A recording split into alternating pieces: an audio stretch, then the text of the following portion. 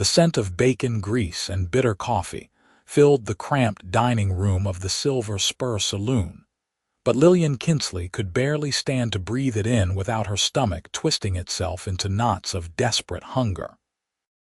She stood in the doorway, her threadbare black dress hanging loose on her frame. The fabric faded from midnight to charcoal gray after 2 years of relentless Nevada sun and dust storms. Her fingers trembled as she gripped the doorframe, watching the rough men inside shovel food into their mouths, their plates piled high with eggs and biscuits and thick slices of ham that glistened with fat. The year was 1878, and in the silver mining town of Silver Creek, Nevada, widows without family or fortune had few options beyond begging or worse.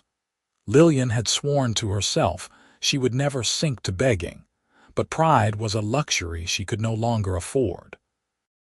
Her husband, Thomas, had been dead for 8 months now, killed in a mine collapse that had taken 17 men and left their families with nothing but empty promises from the mining company. The small savings they had managed to scrape together had evaporated within weeks, eaten up by rent and the bare necessities of survival. She had tried to find work, but the seamstress already had more business than she could handle. The laundry was run by a Chinese family who hired only their own, and the respectable establishments would not employ a woman without references or connections.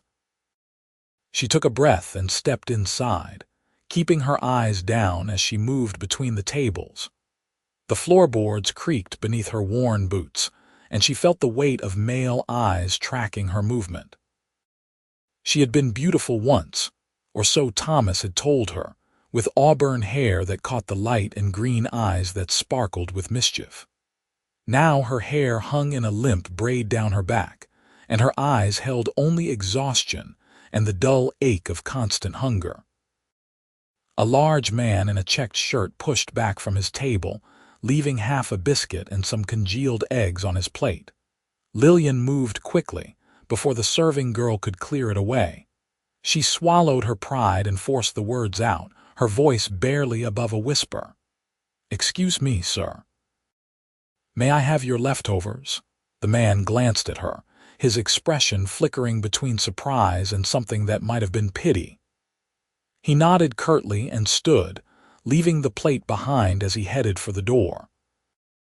Lillian reached for it with shaking hands, but before her fingers could touch the chipped ceramic, another hand intercepted hers. She looked up, startled, into a pair of steady brown eyes set in a sun-weathered face. The man was tall and lean, with dark hair that brushed his collar and a jaw covered in several days' worth of stubble.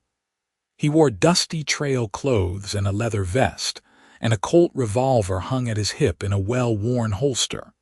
His hand was gentle on hers, but firm.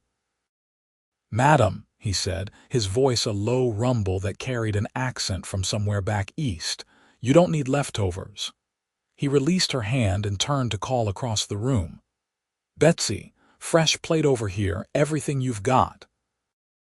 Lillian felt her face flush hot with shame and something else she could not quite name. "I cannot pay," she said, the words catching in her throat. "I should not have asked. I am sorry." The cowboy pulled out a chair at his table and gestured to it. "I did not ask if you could pay. Sit down before you fall down. You look like a strong wind could blow you clear to California." Betsy, the serving girl, was already heading their way with a plate loaded with food. Lillian stared at it as it was set before her, steam rising from scrambled eggs, 3 thick slices of bacon, 2 biscuits with butter melting into their golden surfaces, and a heap of fried potatoes. Her stomach cramped so violently she had to press a hand against it. "I do not understand," she managed to say, looking between the cowboy and the plate. "Why would you do this?" He settled into the chair across from her, his own plate already mostly empty. "Because you are hungry and I have money for food. It is not complicated." He picked up his coffee cup and took a drink, watching her over the rim. "Eat before it gets cold." Lillian wanted to maintain some shred of dignity, to eat slowly and properly, but the moment she picked up her fork, her body took over. She ate with single-minded focus, barely tasting the food as it hit her empty stomach. The eggs were perfectly cooked, the bacon crispy and salty, the biscuits so light and fluffy they practically dissolved on her tongue.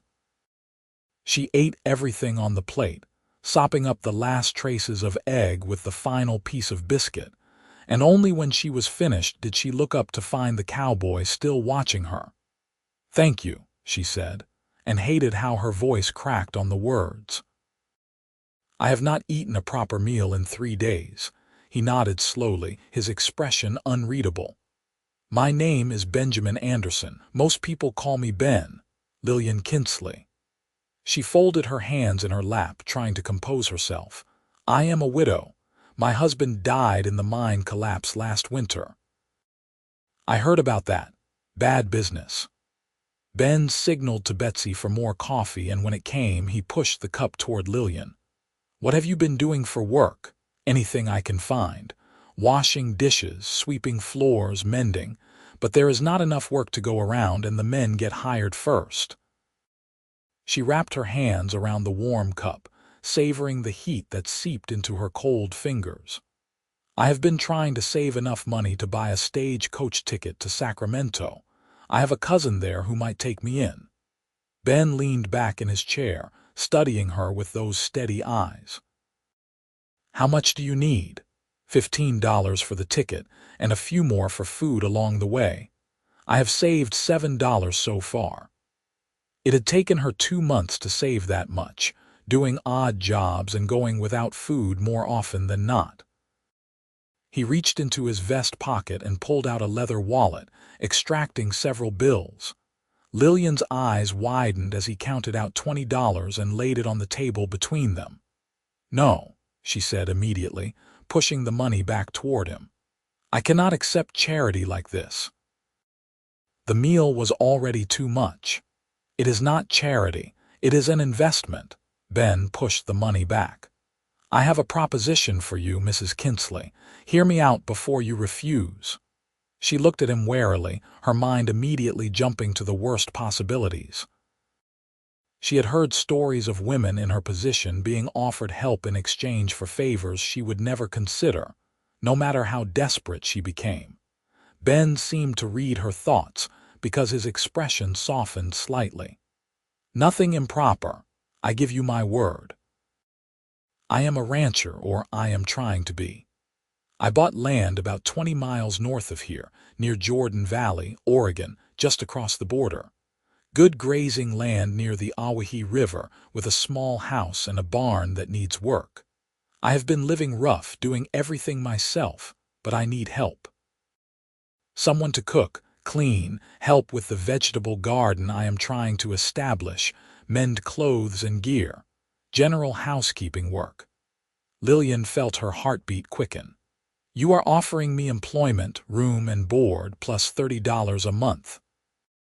The house has 2 bedrooms, so you would have your privacy. I spend most of my time out with the cattle or working on the property, so you would have the house to yourself most days." He met her eyes directly. "I will not lie to you, Mrs. Kinsley. It is hard country and a hard life. The house is small and simple, the work is never done, and we are far from any town. But you would have a roof over your head, food in your belly, and honest wages." It sounded too good to be true, which made Lillian immediately suspicious. "Why me? You could hire anyone." There must be women in Jordan Valley who would take such a position. There are not many people in Jordan Valley, and most of them are already working their own claims or ranches. The few women there are married or have families. "I need someone who can start right away and is not afraid of hard work." He paused. "And to be honest, you looked like you needed help. Sometimes things work out for everyone involved." Lillian wanted to say yes immediately, but caution held her tongue. "I would need to know more about the arrangement. I would need assurances that this is a legitimate employment situation. Fair enough. We can go to the lawyer's office right now and draw up a proper contract if that would make you feel safer. We can have it witnessed and registered. Ben stood up, dropping coins on the table to pay for both their meals. I need to pick up supplies before I head back anyway. We can take care of the legalities, get you some proper provisions for the journey, and head out this afternoon if you are agreeable. She thought about her alternatives. She could continue trying to survive in Silver Creek, slowly starving while she scraped together money for that stagecoach ticket. She could use the money Ben had offered her to buy the ticket now, and throw herself on the mercy of a cousin she had not seen in 10 years. A cousin who had never responded to the letter Lillian had sent after Thomas died. Or she could take a chance on this stranger who had shown her more kindness in half an hour than anyone else had in months. "All right," she said, standing on legs that felt steadier now that she had food in her stomach. "Let us go see the lawyer." The next few hours passed in a blur of activity. The lawyer, a thin man named Hoskins who seemed perpetually distracted by the stacks of papers on his desk, drew up a simple contract that outlined Lillian's duties and Benjamin's obligations regarding pay, room, and board. The contract also included a clause that either party could terminate the arrangement with 2 weeks' notice, and that Ben would provide transportation back to Silver Creek if Lillian chose to leave. She signed her name with a steady hand, witnessed by both the lawyer and his clerk. With the contract safely tucked into her reticule, Lillian followed Ben to the general store. He proved to be a practical and efficient shopper, selecting flour, sugar, coffee, salt pork, dried beans, and various other staples with the ease of someone who had done this many times before. When he added fabric for dresses and a sturdy pair of boots in what he estimated to be her size, she protested. "The contract does not require you to provide me with a new wardrobe. The contract requires me to provide room and board. I interpret that broadly." He added thread, needles, and buttons to the pile. "You cannot work if your boots have holes in them and your dress is falling apart." Practical necessities. By the time they were finished, the wagon was loaded with supplies and the sun was beginning its descent toward the western horizon. Ben helped Lillian up onto the wagon seat, and she settled herself as comfortably as she could on the hard wood. She had sold most of her possessions to pay for food and rent over the past months, so she had little to collect from the boarding house where she had been staying. The landlady seemed unsurprised when Lillian gave her notice, merely shrugging and handing over the 50 cents that remained of Lillian's deposit after deducting what she claimed Lillian owed for the current week. They left Silver Creek as the afternoon shadows were lengthening, the wagon creaking and swaying over the rough road that led north. Lillian looked back once at the collection of weathered buildings and mine works that had been her prison for the past months, then turned her face forward. Whatever lay ahead, it had to be better than slowly starving in a town that held nothing but painful memories. Ben was not much of a talker, which suited Lillian fine. She was too exhausted and overwhelmed to make polite conversation. The road wound through sagebrush and rocky hills, following a route that showed signs of regular use but was far from well maintained. The wagon jolted over ruts and rocks, and Lillian had to grip the edge of the seat to keep from being thrown off. They traveled until the sun set, painting the sky in shades of orange and purple, then made camp beside a small creek. Ben unhitched the horses with practiced efficiency and set them to graze while Lillian gathered firewood and filled the coffee pot with water from the creek. The routine felt almost normal, as if she had been doing this all her life, instead of spending the past 2 years living in a mining town. Ben produced a frying pan and some bacon from the supplies, along with a can of beans that he set near the fire to warm. Lillian found herself watching him as he worked, noting the easy confidence in his movements, the way he seemed completely at home in this wild landscape. He was probably in his early 30s, she guessed, with the lean, weathered look of a man who spent most of his time outdoors. "How long have you been ranching?" she asked, breaking the comfortable silence. "About a year. I worked as a ranch hand in Montana for nearly 10 years, saved every penny I could, and finally had enough to buy my own place." He flipped the bacon in the pan, fat sizzling and popping. "It is not much yet, just 50 head of cattle and a lot of ambition, but it is mine." "That must be satisfying, owning your own land, I mean." "It is. Also terrifying. Everything depends on me now. If I make the wrong decisions, if I work myself sick, if the weather does not cooperate or the cattle get sick, I lose everything." He glanced at her. "But it is worth the risk. Working for someone else, you are always just a hired hand. This way, I am building something that will last." Lillian thought about what he had said as they ate their simple meal. Thomas had worked in the mines because the pay was decent, and he had not known any other trade. But he had hated the darkness, the constant danger, the feeling of being trapped underground. He had talked sometimes about saving enough money to buy a small farm, but those dreams had died with him in the collapsed tunnel. They slept on opposite sides of the fire, Lillian wrapped in blankets Ben had provided, staring up at the vast expanse of stars overhead. She had forgotten how many stars there were outside of town, away from the lamps and campfires. The night was cool and clear, and she fell asleep listening to the crackle of the fire and the distant howl of a coyote. They broke camp at dawn and continued north. The landscape gradually changed as they traveled, becoming slightly greener as they approached the Awahi River Valley. Ben pointed out landmarks as they passed, a distinctive rock formation that looked like a chimney, the remains of an old trading post, a meadow where he said wild horses sometimes gathered. It was late afternoon on the second day of travel when they finally arrived at the ranch. Lillian looked around with interest as Ben guided the wagon down a rutted track that led to a small house nestled in a valley between two hills. The Awahi River sparkled in the distance, and she could see cattle scattered across the grassland, grazing peacefully. The house itself was smaller than she had expected, built of rough-hewn logs with a stone chimney on one end. The roof looked relatively new, and there was a covered porch across the front. A barn stood about 50 yards away, and she could see what looked like a chicken coop and a small fenced area that might have been intended for a garden. Ben pulled the wagon to a stop in front of the house and set the brake.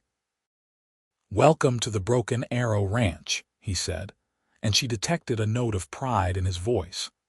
"It is not much, but it has good bones."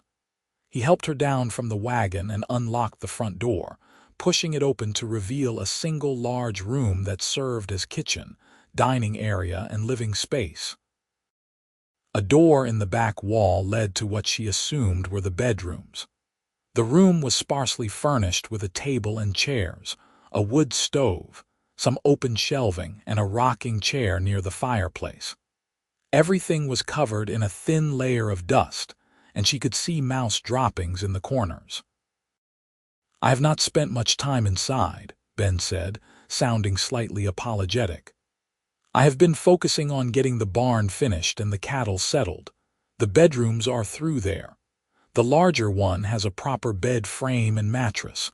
That one is yours. I have been sleeping in the smaller one on a bedroll." Lillian walked through the main room, already mentally cataloging everything that needed to be done. The floor needed sweeping and scrubbing. The shelves needed organizing. The windows had not been cleaned in months, and the stove needed a thorough cleaning before she would feel comfortable cooking on it. It was a daunting amount of work, but it was honest work, and the house had potential. "It will do nicely," she said, and meant it. "Give me a few days and I will have it looking much better." Ben smiled, the first real smile she had seen from him, and it transformed his face. "I do not doubt it. Let me get the supplies unloaded and the horses settled. Then I will bring in some water so you can get started if you want." They worked together, unloading the wagon, and Lillian was struck by how natural it felt to be working alongside him. Ben did not treat her like she was fragile or helpless, but neither did he expect her to lift the heavy sacks of flour and grain. They found a rhythm, each taking on tasks that suited their strengths. By the time the sun set, Lillian had swept out the main room, organized the kitchen supplies, and started a pot of beans soaking for the next day's meal. Ben had carried in enough water to fill the large barrel near the stove, tended to the horses, and checked on the cattle. They ate a simple supper of bacon and biscuits, then sat for a while on the porch, watching the stars emerge. "Thank you," Lillian said quietly, "for giving me this chance. I know you took a risk hiring a stranger." "We are all strangers until we are not," Ben replied. "You needed help. I needed help. Sometimes things are just that simple." But Lillian was beginning to suspect that things were not quite that simple, not where Benjamin Anderson was concerned. She had caught him watching her several times throughout the day, his expression thoughtful and perhaps a little sad. She wondered what he saw when he looked at her. Probably a half-starved widow in a threadbare dress, someone to be pitied and helped. The thought stung more than it should have. The first week at the ranch passed in a flurry of activity. Lillian threw herself into the work with an energy born of relief and renewed purpose. She scrubbed the house from top to bottom, beating dust out of the rag rugs and washing the windows until they sparkled. She organized the supplies, darned socks and mended shirts, and cooked proper meals that left Ben shaking his head in amazement. "I had forgotten food could taste like this," he said one evening, savoring a stew she had made with salt pork, potatoes, and dried vegetables she had reconstituted. "I have been living on bacon and beans for so long I thought that was all there was." "You just need someone who knows what to do with the ingredients," she replied, pleased by his appreciation. "Wait until I get the garden planted. Fresh vegetables will make all the difference." The garden became her special project. The plot had been cleared and fenced, but it had not been planted in years. Lillian spent several days working the soil, breaking up clods and mixing in manure from the barn.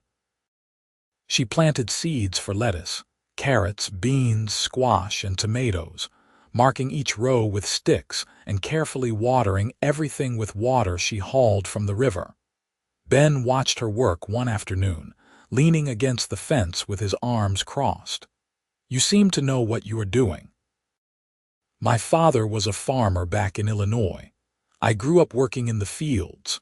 She straightened, pressing a hand to her lower back. "I always said I would never marry a farmer, that I wanted something different. Then I met Thomas and he was a miner, and I thought that was different enough. Turns out I ended up back in the dirt anyway." "Is that a bad thing?" She considered the question, looking at the neat rows of freshly planted seeds. "No, it feels right actually, like coming home." As the days turned into weeks, Lillian found herself settling into the rhythm of ranch life. She rose with the sun, started the stove, and prepared breakfast for Ben before he headed out to work with the cattle. She spent her days cleaning, cooking, mending, tending the garden, and caring for the chickens Ben had bought from a neighbor. In the evenings, they would sit together on the porch, talking about their days, their pasts, their hopes for the future. She learned that Ben had grown up in Pennsylvania, the youngest son of a merchant who had expected him to join the family business. Instead, he had headed west at age 19, seeking adventure and independence. He had worked a dozen different jobs before finding his place as a ranch hand, learning the trade from men who had been born to it. "I never fit in back east," he told her one evening. "Too restless, too uncomfortable in collars and city clothes. Out here, a man is judged by what he can do, not where he came from or who his family is. I like that." In turn, Lillian told him about her own life. Growing up on the farm, meeting Thomas at a church social, following him west with dreams of prosperity and adventure. The reality of life in a mining town, the constant worry every time Thomas went down into the mines, the way her heart would race until she saw him emerge safe at the end of each shift. "The worst part was not knowing," she said quietly. "When the mine collapsed, no one could tell us anything for hours. We just waited, all the wives and children standing outside in the cold. When they finally started bringing out the bodies, I thought I would die from the relief when they brought Thomas out alive. Then I realized he was not breathing, and that hope just shattered." Ben reached over and took her hand, his calloused palm warm against hers. "I am sorry you went through that." She looked down at their joined hands, startled by the gesture and by how right it felt. "Thank you. It helps to talk about it sometimes. Most people do not want to hear about grief. They change the subject or get uncomfortable. Grief is part of life out here. Everyone has lost someone." He squeezed her hand gently, then released it, leaving her feeling oddly bereft. "But so is hope. So is starting over." Lillian thought about those words often in the following days. She was starting over, building a new life from the ruins of the old. The difference was that this time, she was not doing it alone. Ben was there, a steady presence that she found herself relying on more and more. She noticed small things about him. The way he always made sure she had enough firewood stacked by the stove. How he would bring her wildflowers when he rode in from checking the cattle, presenting them awkwardly as if he was not sure she would appreciate the gesture. The way his eyes followed her when he thought she was not looking, with an expression that made her heart beat faster. For her part, she found herself taking extra care with her appearance. She made herself 2 new dresses from the fabric Ben had bought, simple but well-fitted designs that actually flattered her figure. Her body was filling out again with regular meals, color returning to her cheeks, and a healthy glow to her skin. She brushed her hair until it shone, braiding it in a style that was both practical and pretty. One morning, about 6 weeks after her arrival, Ben came in for breakfast and stopped dead in the doorway, staring at her. Lillian looked up from the stove, suddenly self-conscious. "What is wrong? Do I have flour on my face?" "No, I just realized something." He came closer, his eyes intense. "You are beautiful, Lillian. I do not think I saw it before, or maybe I saw it but did not let myself really look.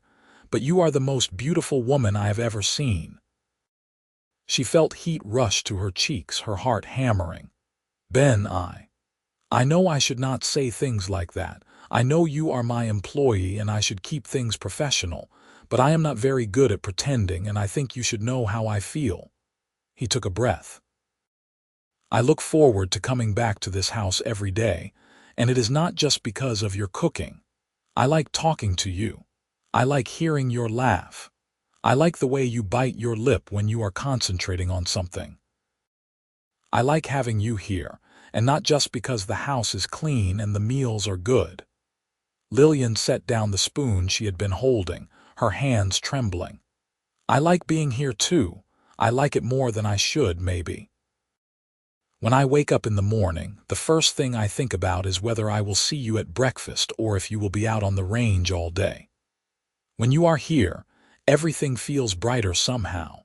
And when you are gone, I find myself watching the road, waiting for you to come back." They stood there for a long moment, the space between them charged with possibility.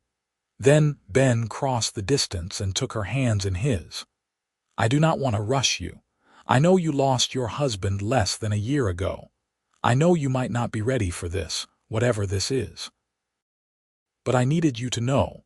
I am not good at hiding my feelings, and I did not want you to misunderstand." "I do not misunderstand," she said softly. "And I think I have been ready for this for a while now. I loved Thomas and I grieved for him, but he has been gone for months. Life goes on, and I think he would want me to be happy." She met Ben's eyes. "You make me happy." He lifted one hand to cup her cheek, his touch gentle. "May I kiss you?" "Yes." His kiss was soft and tentative at first, as if he was afraid she might break or change her mind. But Lillian leaned into it, her hands coming up to rest on his chest, and the kiss deepened into something more certain, more passionate. When they finally pulled apart, they were both breathing hard. "I have been wanting to do that for weeks," Ben admitted, resting his forehead against hers. "I wish you had done it sooner," she replied, making him laugh. Everything changed after that morning, yet somehow everything stayed the same. They still maintained separate bedrooms, still kept things respectable and proper. But now there were stolen kisses in the kitchen, hands held across the table at dinner, long evenings on the porch sitting close together and talking about the future. "I want to expand the herd," Ben said one evening, his arm around her shoulders. "In a few years, if things go well, I could have 200 head, maybe more. I would need to hire some help at that point, maybe build a bunkhouse for ranch hands." "That sounds ambitious and wonderful." She snuggled closer, enjoying the warmth of his body and the solid comfort of his presence. "What about the house? Would you expand that too?" "I would if I had a reason to. If I had a wife and children, for instance, we would need more room."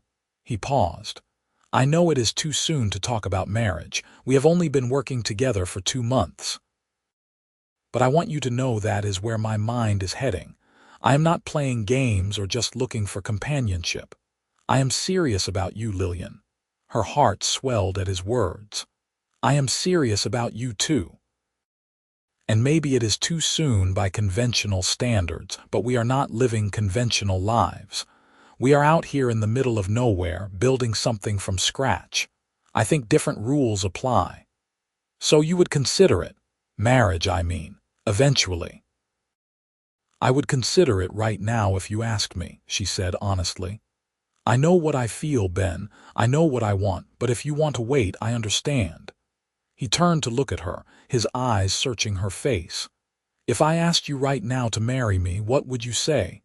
"I would say yes." "Then I am asking." He shifted so he was facing her fully, taking both her hands in his.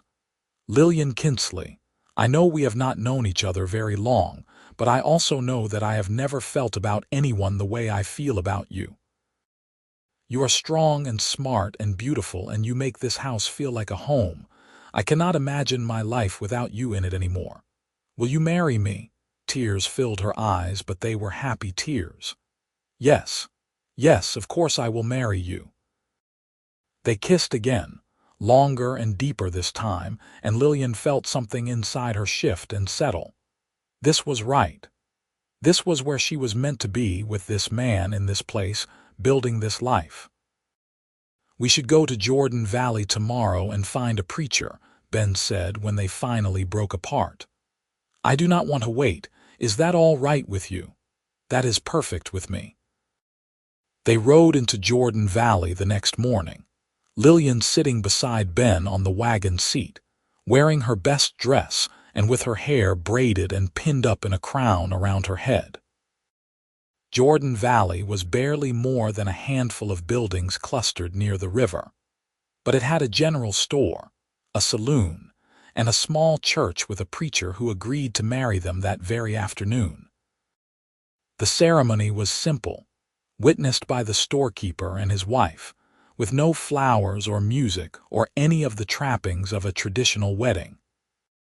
But when Ben slipped a simple gold band onto Lillian's finger and kissed her as his wife, she felt more joy than she had thought possible just a few months before. They spent their wedding night in the small hotel above the saloon, the first time they had shared a bed, and Lillian discovered that physical love could be gentle and joyful and passionate all at once. Ben treated her like she was precious, taking his time, making sure she felt safe and cherished. Afterward, lying in his arms, she felt a completeness she had never experienced before. "I love you," she whispered into the darkness. "I love you too," he whispered back. "I think I have loved you since that first morning in Silver Creek, watching you try so hard to hold onto your dignity even though you were starving. You were so brave, Lillian. You are the bravest person I know." They returned to the ranch the next day as husband and wife, and Lillian moved her belongings into Ben's room, the larger bedroom that was now theirs together. She hung her dresses next to his shirts in the wardrobe, placed her brush beside his on the dresser, and felt the rightness of it all settle into her bones. Life on the ranch continued much as before, but with added warmth and intimacy. They worked together during the day, but now they also slept together at night, and Lillian discovered the pleasure of waking up beside the man she loved, of falling asleep in his arms, of stolen moments in the middle of the day when the work could wait. The garden flourished under her care, producing vegetables that she preserved and stored for the winter. The chickens laid eggs reliably, and she even managed to hatch a clutch of chicks that grew into healthy pullets. Ben's cattle herd grew steadily, and he purchased more land adjacent to his original claim, expanding the ranch's boundaries. As autumn arrived and the leaves on the cottonwood trees along the river turned gold, Lillian realized she had missed her monthly courses. At first, she thought it was just stress, or a lingering effect of the near starvation she had experienced earlier in the year. But as weeks passed and other symptoms appeared, morning queasiness and tenderness in her breasts, she began to suspect the truth. She waited until she was certain before telling Ben. They were sitting at dinner, enjoying a stew she had made from fresh vegetables and venison Ben had shot. He was telling her about his plans to build a new chicken coop in the spring, something larger and more secure, when she interrupted him. "Ben, I need to tell you something." He looked at her, immediately concerned. "What is wrong? Are you feeling all right? You have been looking tired lately." "I am tired. I am also pregnant." He froze, his fork halfway to his mouth, his eyes going wide. "Pregnant, are you sure?" "As sure as I can be without seeing a doctor. All the signs are there." She felt suddenly nervous, unsure how he would react. "I know we have only been married for 3 months. I know it is fast, but I thought you should know." Ben set down his fork carefully, then stood and came around the table. He knelt beside her chair and took her hands, his face transformed by the biggest smile she had ever seen. "Lillian, that is wonderful news. That is the best news I have ever gotten in my life." He kissed her hands, then her lips. "A baby. We are going to have a baby." Relief and joy flooded through her. "You are happy about this?" "Happy, I am thrilled, I am amazed, I am terrified and excited and overwhelmed all at once." He laughed, shaking his head. "A father. I am going to be a father." They held each other for a long time, both of them processing the news and all it meant. Their lives were about to change again in ways both wonderful and challenging, but Lillian felt no fear, only anticipation. Whatever came next, they would face it together. Winter came early that year, with snow falling in November and temperatures dropping below freezing most nights. Ben worked hard to prepare, cutting firewood and making sure the barn was secure and the cattle had access to shelter. Lillian spent more time indoors as her pregnancy progressed, sewing tiny clothes and blankets, preparing the smaller bedroom to be a nursery. The neighbor Ben had mentioned, a man named William Carlson who ran a ranch about 10 miles to the east, stopped by in December with his wife Martha. Martha was a sturdy woman in her 50s with a brisk, no-nonsense manner and kind eyes. She examined Lillian with practiced efficiency and pronounced everything progressing normally. "You are healthy and strong, which is good because you will need both come spring," Martha said. "The baby should arrive in May or early June by my reckoning. Do you want me to be here when your time comes?" "Yes, please," Lillian said, relieved to know she would have an experienced woman to help her through the birth. "I would be very grateful." Martha nodded. "Send word when the pains start, and I will come as quickly as I can. William can help Ben with anything that needs doing while I am here." The winter seemed to last forever, with day after day of cold and snow. But the house was warm and comfortable, and Lillian found she did not mind being mostly confined indoors. She and Ben spent the long evenings reading to each other from the small collection of books they possessed, playing cards, talking about names for the baby and what kind of life they wanted to provide for their children. "I want them to have opportunities," Ben said one night, his hand resting on Lillian's swollen belly. "I want them to be able to choose what they do with their lives, not be forced into anything by circumstances." "We will make sure of it," Lillian promised. "Between the two of us, we can build something substantial here, something that will last for generations." Spring finally arrived, melting the snow and turning the valley green again. Lillian's garden came back to life, and she planted twice as much as she had the previous year, knowing they would need the extra food. Her pregnancy was in its final weeks, her belly huge and her movements slow and awkward. Ben hovered over her anxiously, trying to do all the heavy work himself, and insisting she rest as much as possible. The labor pains started on a warm day in late May, just as the sun was setting. Ben immediately rode to the Carlson ranch to fetch Martha while Lillian tried to stay calm and breathe through the contractions. Martha arrived within 2 hours, calm and competent, and took over the situation. "Men are useless during births," she told Ben firmly. "Go sleep in the barn or sit on the porch, but stay out of our way." Ben looked like he wanted to argue, but Lillian waved him away. "I will be fine. Martha knows what she is doing." The labor lasted through the night and into the next morning. It was harder and more painful than Lillian had imagined. Waves of agony that left her gasping and crying out, despite her attempts to stay quiet.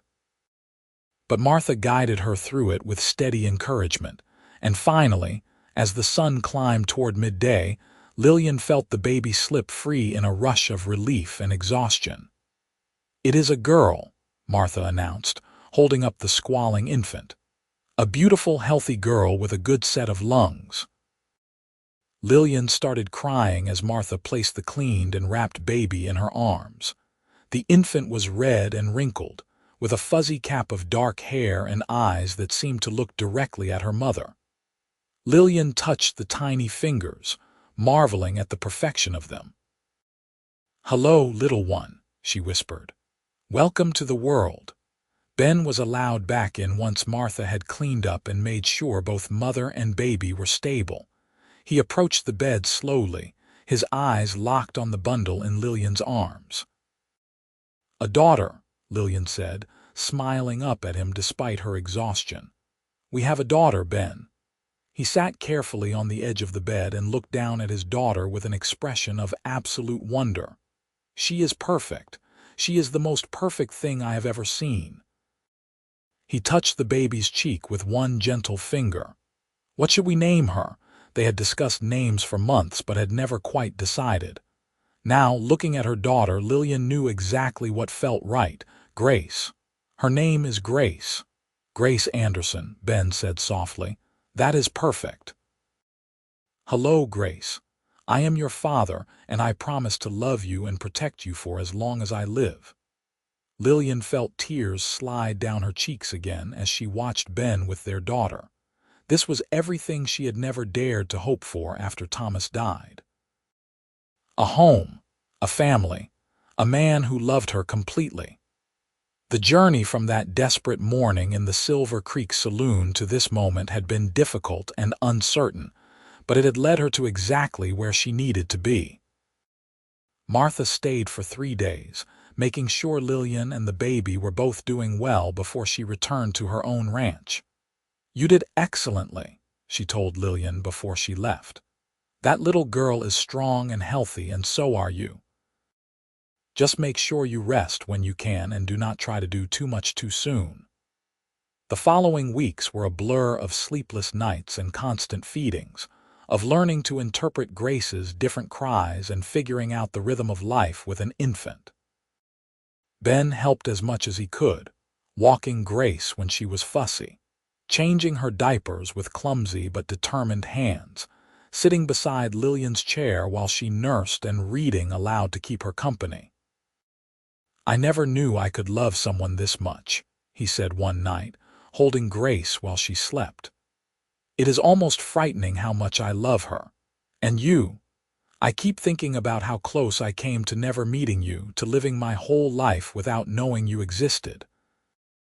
It makes me grateful for every moment we have." "I feel the same way," Lillian replied, watching her husband cradle their daughter. "If that mine had not collapsed when it did, if I had not been quite desperate enough to ask for leftovers that morning, if you had not been in that saloon at that exact time, our lives would be completely different. Sometimes I think about all the small coincidences that had to happen for us to find each other. Maybe it was not coincidence, maybe it was fate, maybe it was both. Summer passed in a golden haze of heat and hard work and quiet contentment. Grace grew rapidly, her dark hair coming in thick, and her eyes settling into a warm brown like her father's. She was a happy baby for the most part, quick to smile and curious about everything around her. Lillian found herself busier than ever, caring for Grace while also managing the household and garden.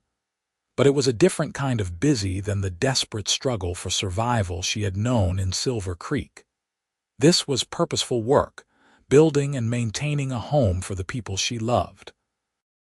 Every meal she cooked, every shirt she mended, every row she weeded in the garden was an investment in their future.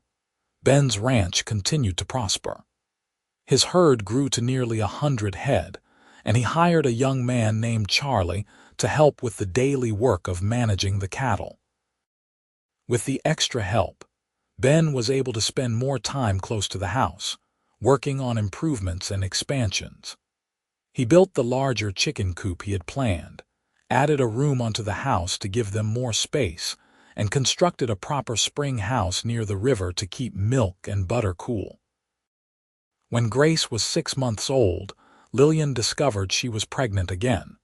She told Ben immediately this time, and he responded with the same joy and enthusiasm as before. "2 children," he said, shaking his head in amazement. "We are going to have 2 children.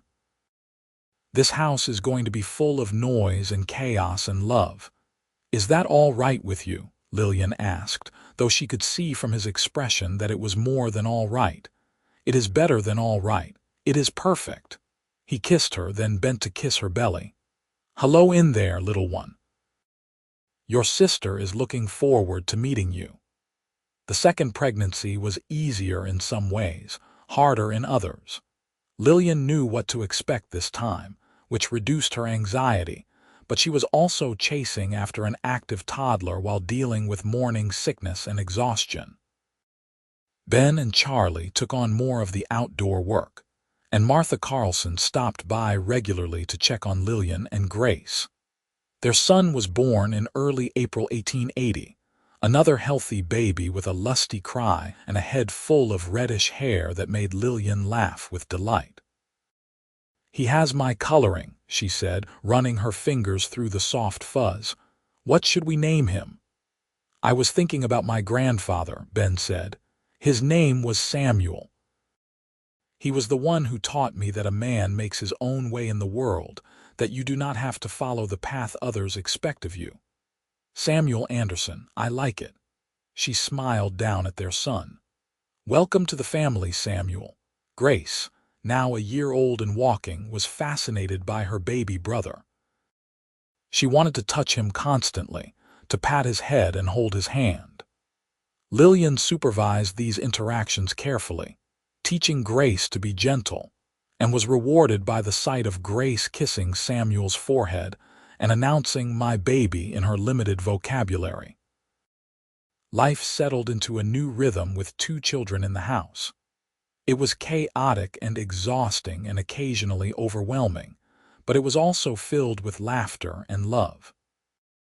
Lillian would sometimes stop in the middle of her work and just look around, marveling at how much her life had changed in the 2 years since she had walked into that saloon in Silver Creek. She thought sometimes about the woman she had been then, desperate and starving and hopeless. That woman felt like a stranger now, someone from another lifetime. She had been so certain her life was over that the best she could hope for was mere survival. She had been wrong. One evening, when Grace was 3 and Samuel was 2, the family sat together on the porch watching the sunset paint the sky in shades of orange and purple.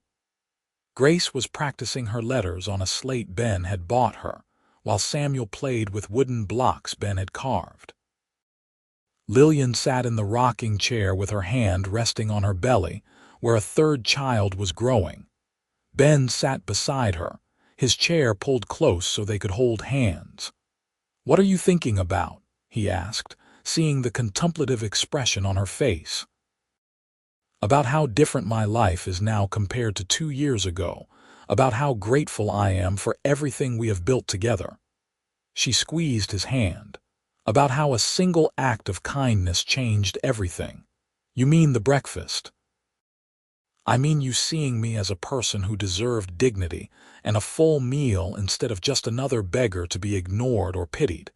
You treated me like I mattered when I felt like I did not matter to anyone." She turned to look at him, her eyes bright with emotion. "That meant everything, Ben." "It still means everything." He brought her hand to his lips and kissed it. "You did matter. You still matter. You are the center of everything, Lillian. You and these children are my whole world, and you are ours." They sat in comfortable silence for a while, watching their children play and the sun sink below the horizon.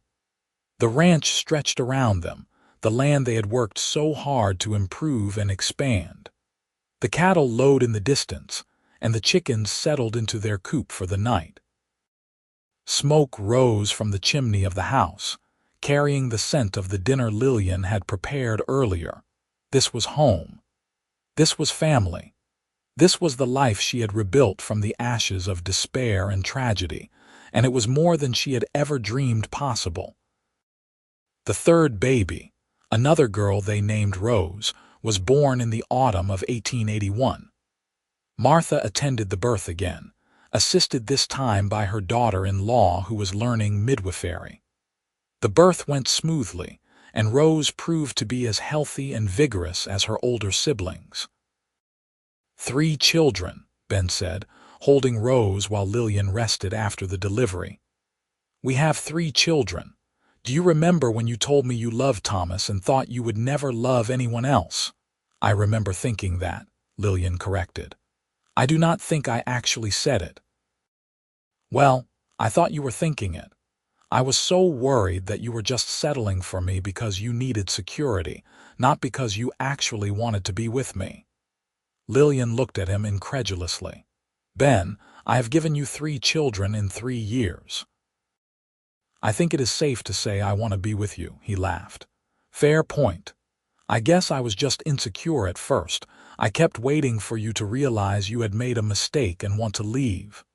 The only mistake would have been not taking a chance on you, on us."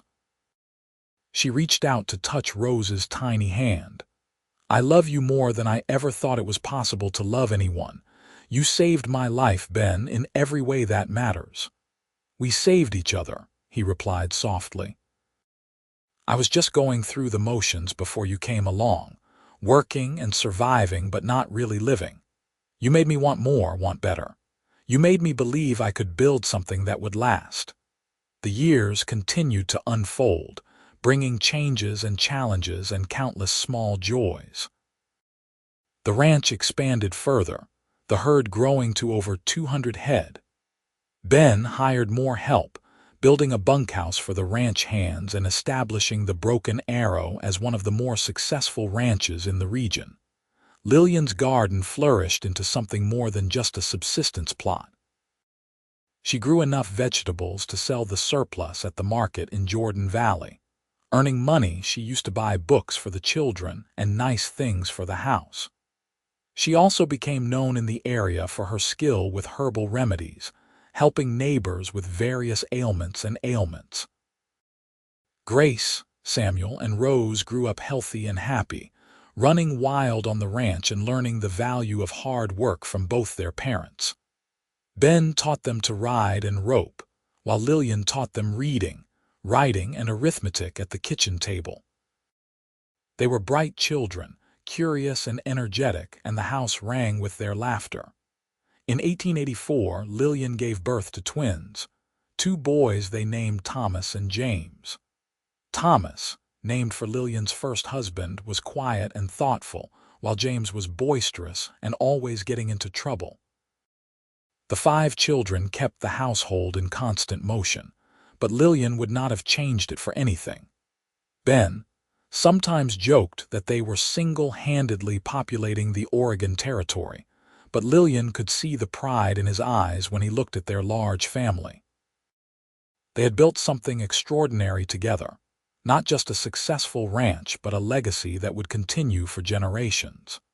By the time Grace was 10 years old, in 1889, she was helping her mother with the younger children and showing a talent for cooking that delighted Lillian.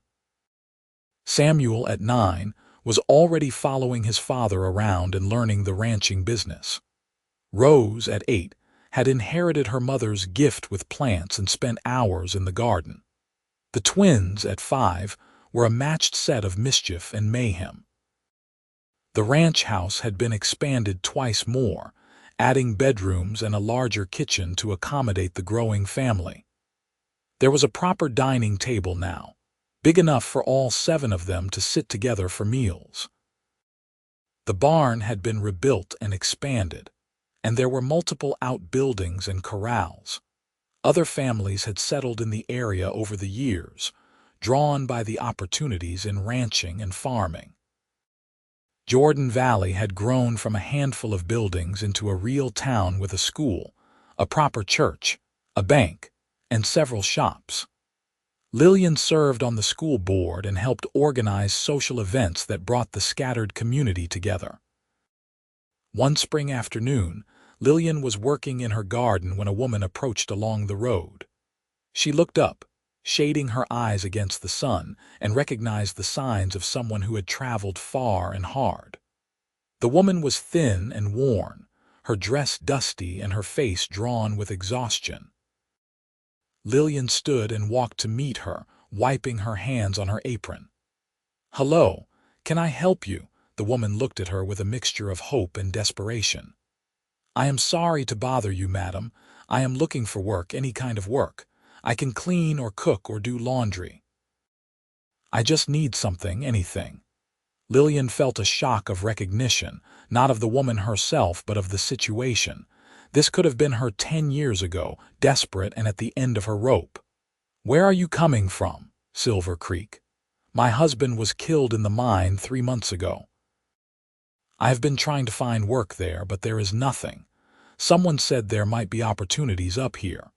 Silver Creek, the place where Lillian's old life had ended and her new one had begun.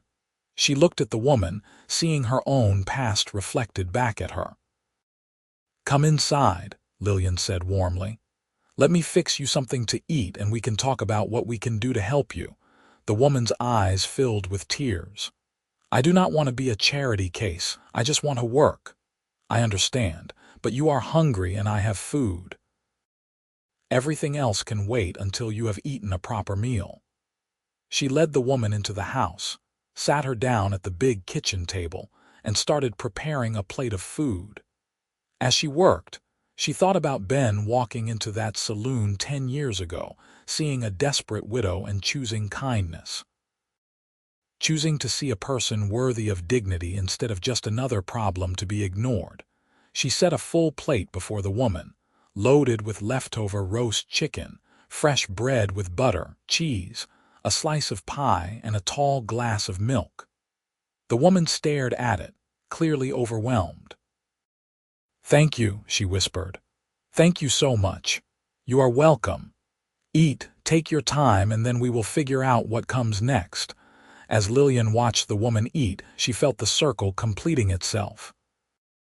She had been saved by kindness, and now she had the opportunity to extend that same kindness to someone else. It was how community worked, how people survived and thrived in this hard country. By helping each other, by seeing the humanity in every person, by choosing compassion over indifference. Ben came in from the range later that afternoon and found Lillian and the woman, whose name was Sarah, sitting at the table and talking. Lillian had already offered Sarah work helping with the house and children, at least temporarily, and had promised to help her find more permanent employment or get her to wherever she needed to go. Ben listened to the story, nodded, and extended his hand to Sarah. "Welcome. Any help Lillian needs is fine by me. We have plenty of room." That evening, after Sarah had been settled in one of the spare rooms and the children were in bed, Ben and Lillian sat together on the porch as they had so many times before. The stars were brilliant overhead and the night air was cool and fresh. "That woman today reminded me of someone," Ben said quietly. "I know. She reminded me of myself." Lillian leaned against his shoulder. 10 years ago, that was me, desperate and hungry and trying so hard not to beg. And now look at us. We have this ranch, these children, this life. It is more than I ever imagined for myself. Me too." She turned to kiss his cheek. "Thank you, Ben, for everything, for seeing me when I was invisible, for believing in me when I did not believe in myself, for building this life with me." "Thank you for saying yes," he replied, "for taking a chance on a stranger with a half-finished ranch in the middle of nowhere, for making this house a home, for giving me a family." He paused, "for loving me." "That was the easy part," she said softly. "Loving you has always been easy." They sat together in comfortable silence, watching the stars wheel slowly across the sky. The house behind them was full of sleeping children, the product of their love and commitment. The ranch stretched around them, hundreds of acres of productive land that supported not just their family but several ranch hands and their families as well. From complete despair to absolute contentment, from starvation to abundance, from loneliness to being surrounded by love. It had been a long journey, but every step had been worth it. Lillian thought about that morning in the Silver Creek saloon, mustering the courage to ask for leftovers, expecting contempt or pity. Instead, she had been given dignity, respect, and a full plate of food. That simple act of kindness had changed the trajectory of her entire life. And now she had the privilege of passing that kindness forward, of helping someone else who stood where she had once stood. It was a gift and a responsibility, and she embraced both. The years continued to pass, each one building on the foundation they had established. Grace grew into a beautiful and capable young woman who eventually married the son of a neighboring rancher, staying close to home and starting her own family. Samuel took over more and more of the ranch operations as Ben grew older, proving himself a skilled cattleman and businessman.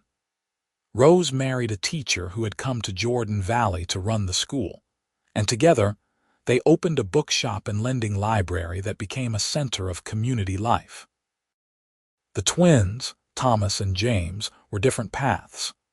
Thomas went east to study agriculture and returned with new ideas about land management and crop rotation that helped improve yields throughout the region. James became a deputy sheriff, keeping the peace in Jordan Valley and the surrounding areas. By the time Ben and Lillian celebrated their 20th wedding anniversary in 1898, they had 5 married children, 12 grandchildren, and a ranch that had become one of the most successful in eastern Oregon. The Broken Arrow was known not just for its quality cattle, but for the family that ran it, a family that treated its employees well and contributed generously to the community. They held a grand party to celebrate the anniversary, with friends and family traveling from all over the territory to attend. The house and barn were decorated with ribbons and flowers, and tables were laden with food. There was music and dancing, laughter and stories shared long into the night. At one point during the celebration, Ben pulled Lillian aside and led her out to the porch, away from the noise and crowd. The sun was setting, painting the sky in familiar shades of orange and purple. 20 years, he said, shaking his head. It feels like yesterday and forever ago all at once. I know what you mean. She leaned into him, his arm coming around her automatically. Sometimes I still dream about that morning in Silver Creek. I wake up thinking I am still there, still desperate and hungry. Then I open my eyes and see you beside me, and I remember that all of this is real. It is very real, and it is better than anything I could have imagined. He turned to face her, taking both her hands in his. You are still the most beautiful woman I have ever seen, Lillian.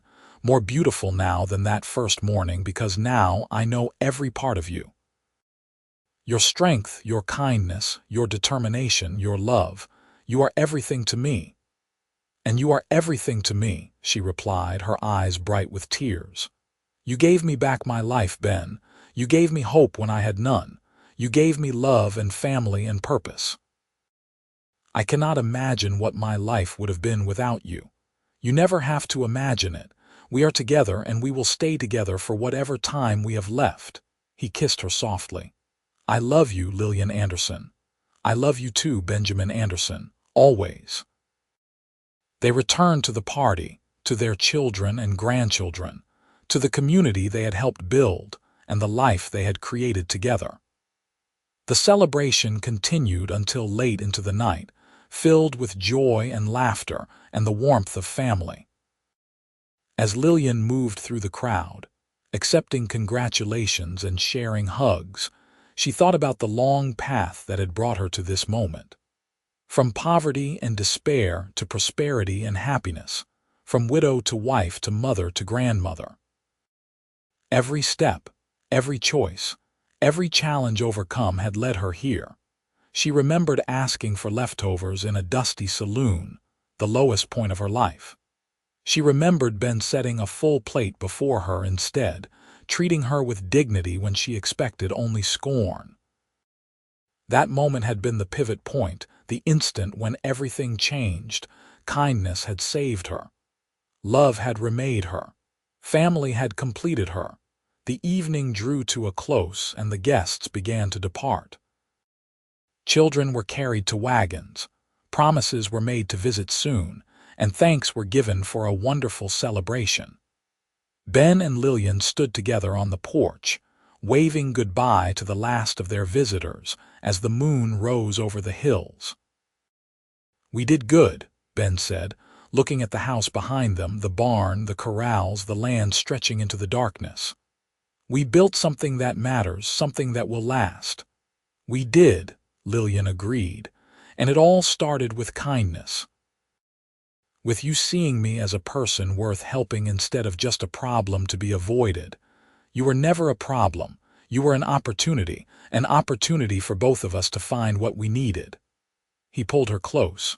Come on, let's go inside. Our family is waiting. They walked into the house together, into the warmth and light and love that filled every corner. This was home. This was where they belonged.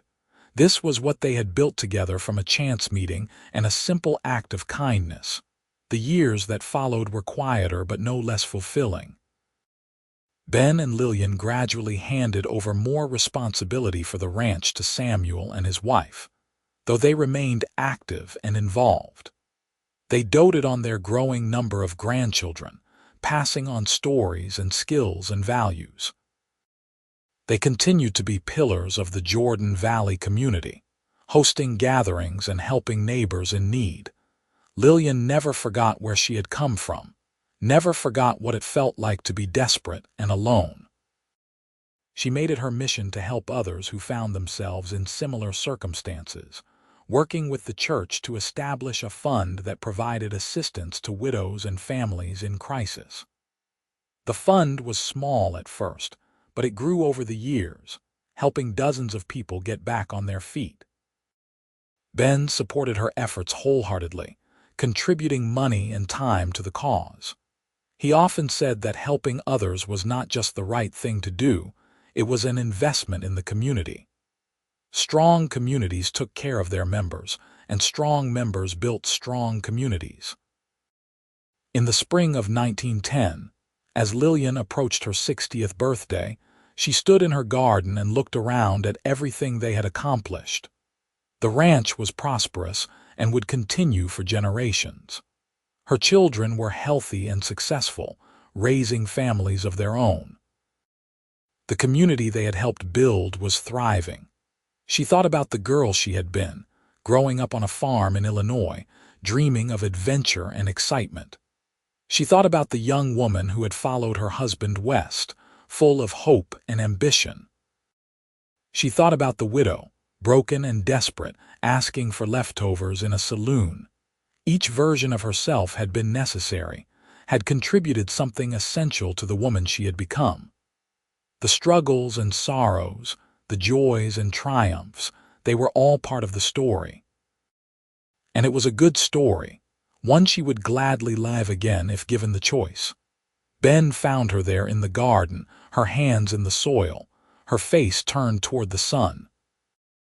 He had grown older, his hair gone mostly gray and his movements a bit slower, but his eyes were still warm and his smile still made her heart skip a beat. "What are you thinking about?" he asked, coming to stand beside her. "About how grateful I am. For all of this, for everything." She stood and brushed the dirt from her hands. "About how a single moment of kindness changed my entire life." "Our lives," he corrected gently. "That moment changed both our lives. I was just going through the motions before I met you. You gave me purpose and meaning. You made me want to be better, do better." "We made each other better," she said, taking his hand. "That is what love does. It transforms us, makes us more than we were alone." They walked back to the house together, their steps slow but steady, their hands linked. Behind them, the garden flourished, full of life and promise. Around them, the ranch hummed with activity, the product of decades of hard work and dedication. Before them, the future stretched bright and full of possibility. This was the life they had built together. This was the legacy they would leave behind. And it had all started with a simple choice, a decision to treat a desperate stranger with dignity and kindness instead of indifference or scorn. From that moment in the Silver Creek saloon to this moment in their garden, from strangers to partners to soulmates, from desperation to abundance, from survival to thriving. It had been a remarkable journey, and they had traveled it together. As they reached the porch, Ben pulled Lillian close and kissed her forehead. "I love you, Mrs. Anderson, still and always." "I love you too, Mr. Anderson, now and forever." They went inside to prepare dinner for their family. Samuel and his wife and children would be arriving soon, and Grace had promised to stop by with her newest grandchild. The house would be full of noise and laughter and love, the way it had been for over 30 years. This was home. This was family. This was love. And it had all begun with a full plate set before a hungry widow, an act of kindness that had bloomed into a lifetime of joy. The sun set over the Broken Arrow Ranch, painting the sky in shades of gold and crimson. And inside the house, The Anderson family gathered around the table. There was food and warmth and laughter, the sound of children playing and adults talking, the simple pleasures of family life. Lillian looked around the table at the faces she loved, the family she and Ben had created together, and felt complete contentment settle over her. This was everything she had ever wanted and so much more than she had ever dared to hope for during those dark days in Silver Creek. She caught Ben's eye across the table, and he smiled at her, that same warm smile that had first captured her heart 32 years ago. She smiled back, and in that moment, everything that had come before, all the struggle and pain and fear, seemed worth it for the joy of this present moment. They had built something beautiful together, something that would endure long after they were gone. They had created not just a successful ranch but a family, a legacy of love and kindness and hard work that would echo through the generations. And it had all started with kindness, with seeing the humanity in another person and choosing to help instead of looking away. That simple choice had changed everything, had set in motion a chain of events that led to this moment, this family, this life. As dinner ended and the family began to disperse, children to bed and adults to evening chores, Ben and Lillian found themselves alone again on the porch. The stars were emerging overhead, brilliant and countless, and the night air was cool and sweet. "Another good day," Ben said, settling into his chair with a satisfied sigh. "Another blessing," Lillian agreed, taking her seat beside him. "We have been blessed with so many good days. We have. And there will be many more, God willing." He reached for her hand, lacing his fingers through hers. "Whatever time we have left, I want to spend it just like this. With you, with our family on this land we have worked so hard to build into something meaningful." "That sounds perfect to me."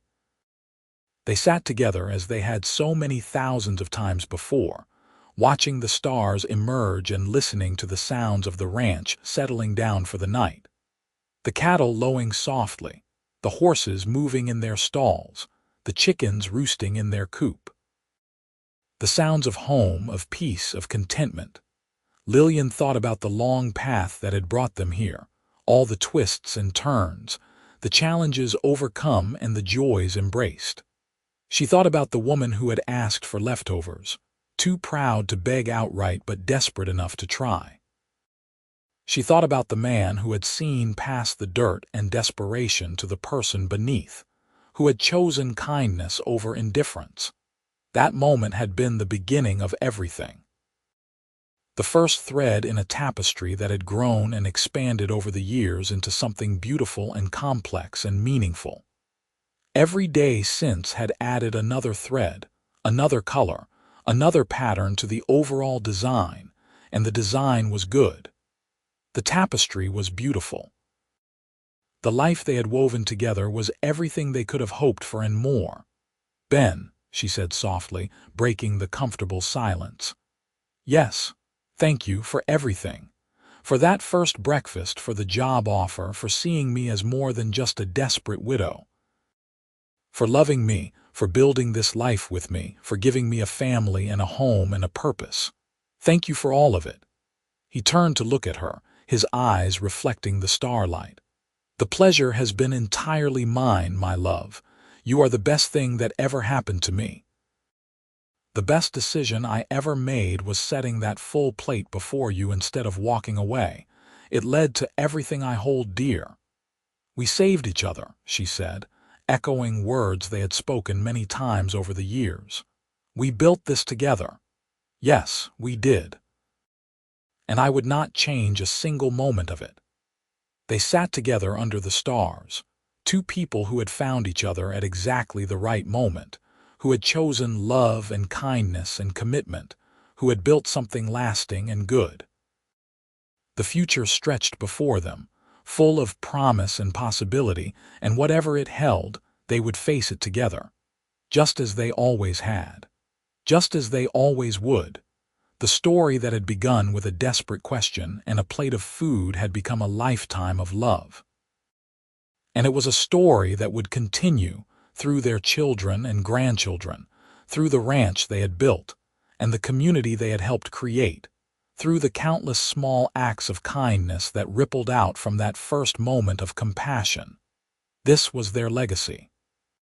This was their gift to the world. And it was enough, more than enough.